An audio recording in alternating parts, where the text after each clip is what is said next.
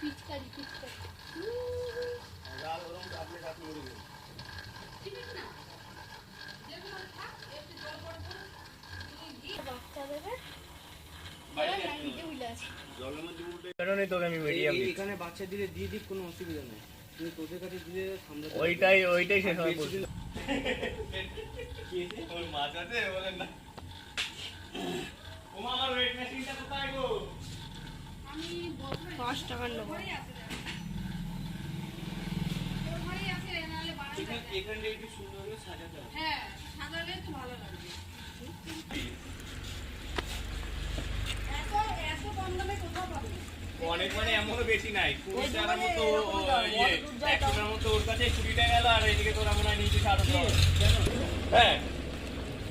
এইটাই 70 টাকা